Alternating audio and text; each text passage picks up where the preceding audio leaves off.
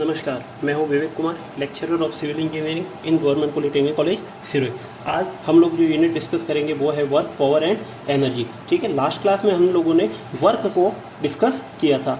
आज इस क्लास में हम पावर को डिस्कस करने जा रहे हैं। ठीक है, तो पावर में शक्ति होती है कि जब किसी वस्तु पर कोई बल लगाया जाता है और उस बल के द्वारा जो कार्य किया जाता है उसके कार्य करने की दर को हम लोग शक्ति कहते हैं। ठीक है, तो जो शक्ति होती है वो कार्य बटे समय। अब हम लोगों ने पढ़ा था कि कार्य होता है वो बल इंटू बल की दिशा में विस्थापन, तो बल इंटू बल की दिशा में विस्थापन और अपॉन है समय। अब यदि शक्ति को P से रिप्रेजेंट कर रहे हैं, कैपिटल P से रिप्रेजेंट कर रहे हैं, और जो बल होता है बल को यदि कैपिटल F से रिप्रेजेंट कर रहे हैं, तो जो विस्थापन अपॉन जो समय होता है वो होता है वेग, और उस वेग को यदि V से रिप्रेजेंट कर रहे हैं तो जो पावर इक्वल टू हो जाएगा F इंटू V। अब जो शक्ति होती है उसको दो तरह से रिप्रेजेंट कर सकते हैं। एक तो शक्ति बराबर होता है कार्य बटे समय, और दूसरे शक्ति को रिप्रेजेंट किया जाता है फोर्स इंटू वेलोसिटी। ये दोनों उसके मात्रक यूनिट्स को फाइंड आउट करने में काम में आएंगे। ठीक है, तो अब जैसे कि हम लोगों ने पढ़ा है कि जो कार्य होता है वो कार्य एक अदिश राशि होती है, कार्य होता है वो एक अदिश राशि है, और जो समय है वो भी एक अदिश राशि है। तो इन दोनों का जो अनुपात होगा वो भी अदिश राशि होगा। इसीलिए जो शक्ति होता है, शक्ति एक स्केलर क्वांटिटी है, अदिश राशि है। ठीक है, तो और सेकेंड है अब जो मात्रक, मात्रक मीन यूनिट्स। अब जो सीजीएस सिस्टम में पावर का जो यूनिट रहती है वो होती है डाइन इंटू सेंटीमीटर पर सेकेंड, क्योंकि जो फोर्स होता है फोर्स की यूनिट रहती है डाइन, और जो वेलोसिटी होती है उसकी यूनिट रहती है सेंटीमीटर पर सेकेंड। ठीक है, दूसरा जो MKS और SI सिस्टम होता है उसमें जो पावर की जो यूनिट रहती है वो न्यूटन इंटू मीटर पर सेकेंड या फिर जूल पर सेकेंड, और इन दोनों को एक और यूनिट का नाम दिया है वो है वॉट। तो पावर होती है उस पावर न्यूटन इंटू मीटर पर सेकेंड या जूल पर सेकेंड या फिर उसको वॉट के द्वारा भी रिप्रेजेंट किया जाता है। ठीक है, अब जितने भी बड़े शक्ति की जो मशीनें होती है, जो मशीनें होती है उनमें इन वॉट को यूज न करके एक मात्रक यूज किया जाता है, वो होता है हॉर्स पावर। और वॉट और हॉर्स पावर के बीच में जो रिलेशन है वो है एक horse power equal to 746 watt, 746 watt एक हॉर्स पावर के बराबर होता है। ठीक है, तो जितनी भी बड़ी मशीनें होगी उन मशीनों में हॉर्स पावर को यूज किया जाता है, उसको उसकी जो शक्ति इंडिकेट करने के लिए हॉर्स पावर को यूज करेंगे। ठीक है, नेक्स्ट है जो टाइप्स ऑफ पावर, जो शक्ति के प्रकार होते हैं। नॉर्मली शक्ति दो प्रकार की होती है, एक तो होती है सूचित शक्ति इंडिकेटेड पावर, और दूसरी होती है ब्रेक पावर। ठीक है, अब कोई भी इंजन होता है, उस इंजन के सिलेंडर में जो ईंधन जलता है, उस ईंधन जलने से जितनी भी शक्ति उत्पन्न होती है वो शक्ति कहलाती है इंडिकेटेड पावर, यानी कि उसकी कुल जो शक्ति उत्पन्न होती है उस शक्ति को हम कहते हैं इंडिकेटेड पावर। ठीक है, अब कोई भी ईंधन होता है या कोई भी इंजन होता है, उस इंजन में जो फ्यूल जल रहा है उसके कारण जो शक्ति उत्पन्न होती है उसके लिए हम एक फॉर्मूला डेराइव कर रहे हैं। सपोज करो एक ये पिस्टन है, एक सिलेंडर है जिसमें एक स्ट्रोक, ये स्ट्रोक दे रखा है जो कि अपने ऊपर नीचे होगा। ठीक है, तो अब जो पिस्टन का जो व्यास है, यानी कि जो पिस्टन है इसका व्यास दे रखा है वो DMM, स्मॉल d, और जो इसकी इकाई है वो है mm, मिलीमीटर में उसको यूज कर रहे हैं। ठीक है, दूसरा है पिस्टन पर जो औसत दबाव बल लग रहा है, पिस्टन पर जो औसत दबाव बल लग रहा है उसको स्मॉल p से रिप्रेजेंट कर रहे हैं, और जो इसकी जो यूनिट यूज कर रहे हैं हम वो न्यूटन पर mm स्क्वायर, इसको मेगा पास्कल भी बोला जाता है। ठीक है, अब इस दबाव बल के कारण पिस्टन पर एक फोर्स जनरेट होगा जिसको हम लोग कैपिटल P से रिप्रेजेंट कर रहे हैं। ठीक है, अब पिस्टन के स्ट्रोकों की लंबाई, जो पिस्टन पर जो स्ट्रोक जो आगे पीछे होगा उसकी जो लंबाई है वो L मीटर दे रखी है। ठीक है, वो है L मीटर, और प्रति मिनट स्ट्रोकों की संख्या है उसको हम कैपिटल N मान रहे हैं। ठीक है, तो ये कुछ इनिशियल डेटा थे जो अपन को इंडिकेटेड पावर को फाइंड आउट करने के लिए हम लोग एज्यूम कर रहे हैं। ठीक है, अब जो पिस्टन है उस पिस्टन पर जो दबाव बल लग रहा है कि पिस्टन पर दबाव बल जिसको कैपिटल P बोला गया है वो होता है कि दबाव प्रेशर इनटू एरिया, एरिया किसका, पिस्टन का। ठीक है, तो जो प्रेशर है वो स्मॉल p है, और जो इसका पिस्टन का एरिया हो जाएगा वो π/4d²। ठीक है, वो एक पिस्टन का एरिया हो जाएगा।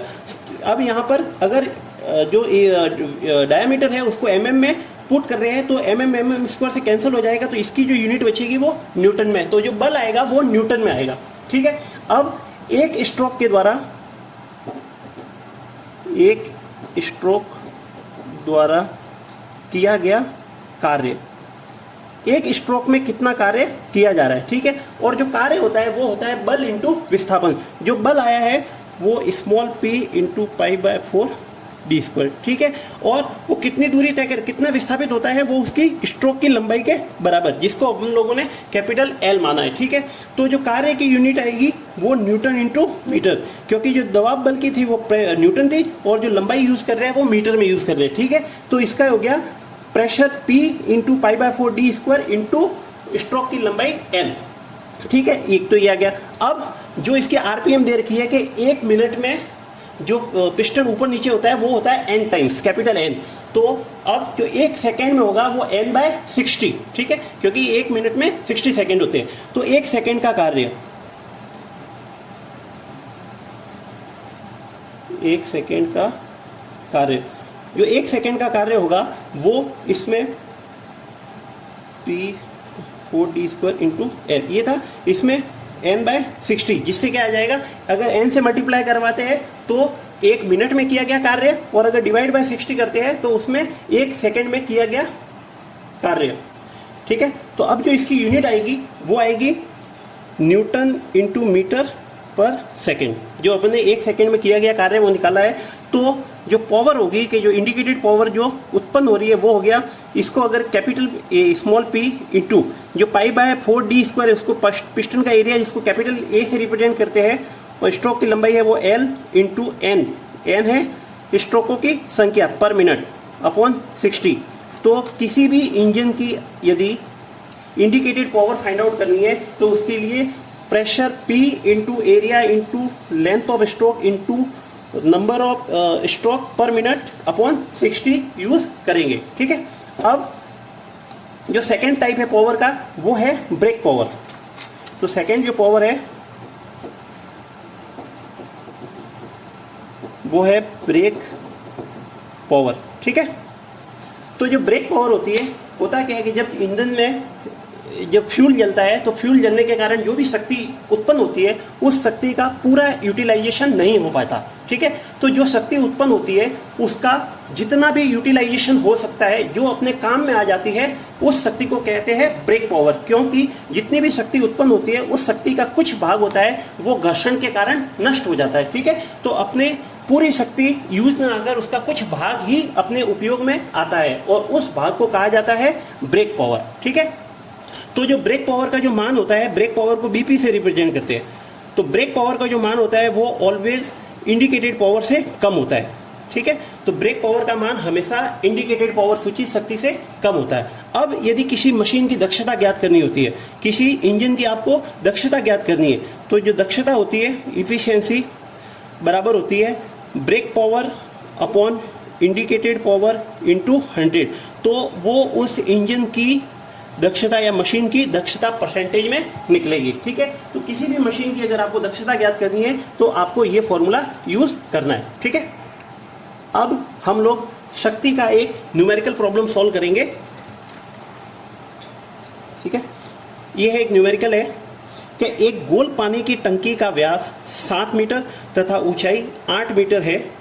इस टंकी को उसकी तली से 10 मीटर नीचे दिए पानी के कुंड से भरना है। जोड़ने वाला नल टंकी की तली में लगा है। यदि पंप की दक्षता 70% है तो पंप के लिए शक्ति ज्ञात करो ताकि टंकी 2 घंटे में भरी जा सके, ठीक है। तो ये एक प्रॉब्लम है जिसमें एक बिल्डिंग है, उस बिल्डिंग के ऊपर एक पानी की टंकी लगी हुई है। उस टंकी को आपको ग्राउंड लेवल पर जो पानी का जो कुंड बना हुआ है उससे भरना है। तो उससे भरने के लिए आपको कितने पावर की जरूरत पड़ेगी, यानी कि आपको कितने पावर की मोटर वहां पर लगानी है, ठीक है।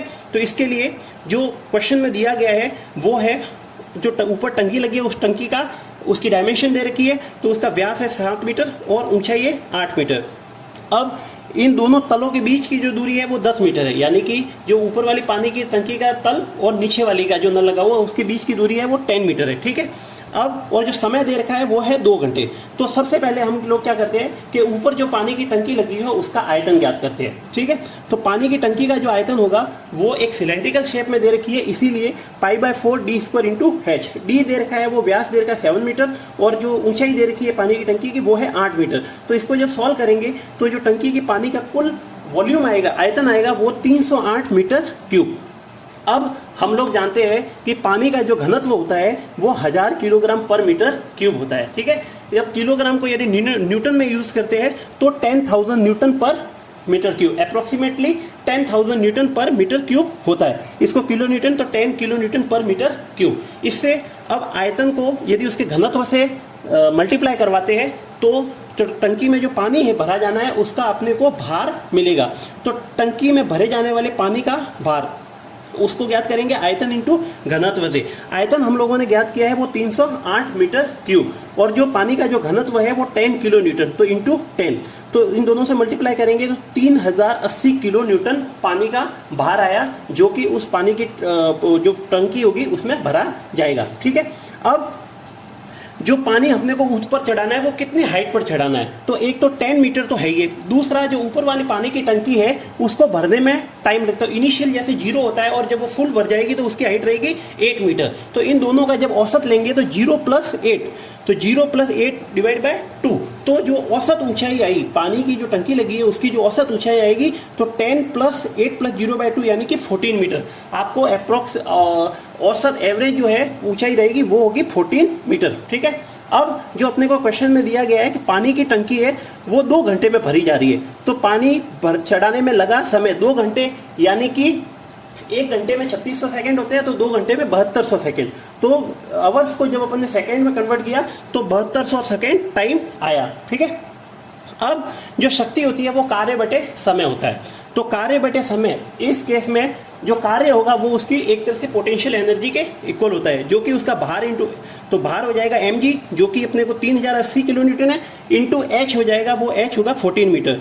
तो कार्य हो गया भार इंटू एक तरह से mg ये है, इंटू h ये है।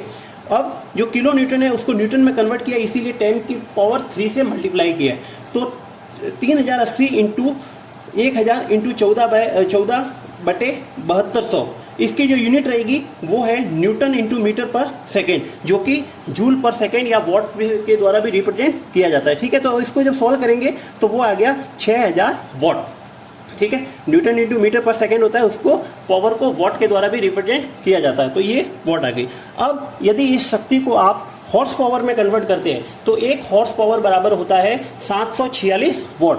तो जो भी आया है 6000 आया, उसमें 746 का डिवाइड करेंगे तो 8.04 हॉर्स पावर आ गया, ठीक है। तो आपको जिस शक्ति की आवश्यकता पड़ेगी वो है 8.04 हॉर्स पावर, ठीक है। अब जो दे रखा है कि यदि जो आपने जो मशीन यूज कर रहे हो या जो पंप यूज कर रहे हो उसकी दक्षता है 70%, तो आपको कितनी शक्ति की आवश्यकता होगी, ठीक है। तो मशीन की जो दक्षता दे रखी है वो दे रखी है 70%, ठीक है। तो अब वैसे जानते हैं कि जो पावर यूज हो रही है BP/IP × 100। अब यहाँ पर जो भी पावर अपने को मिली है उसमें हम क्या करेंगे 70% का डिवाइड, यानी कि 0.7 का डिवाइड कर देंगे, जिससे अपने को जो शक्ति मिलेगी वो कुछ बड़ी हुई शक्ति मिलेगी, जो कि उसका जो 30% है वो उसके फ्रिक्शन में और लॉस हो जाएगा, ठीक है। तो जो आपको जो पावर निकालनी है, जो 70% के लिए जो पावर निकालनी है तो वो है 6000/746 इंटू 0.7 का डिवाइड करना है, जिससे आपको कुछ बड़ी हुई पावर मिल जाए और उसका कुछ भाग है वो उसमें फ्रिक्शन में लॉस हो जाए, और उसका जो बचा हुआ रिमेनिंग पोर्शन है वो आपके उसमें पानी छिड़ाने में काम आ जाएगा। तो इसको जब सॉल्व किया तो 11.49 हॉर्स पावर आया। इट मीन्स ये nearly equal to 11.5 horse power के बराबर आया, यानी कि आपको पानी को चढ़ाने के लिए 11.5 हॉर्स पावर की पंप लगाना पड़ेगा, जिसके कारण वो कितना पावर देगा 8.04 पावर आपको देगा, और वो जो इसमें से है ये 8.04 पावर ही उसका यूटिलाइज आएगा, ठीक है। ओके, धन्यवाद।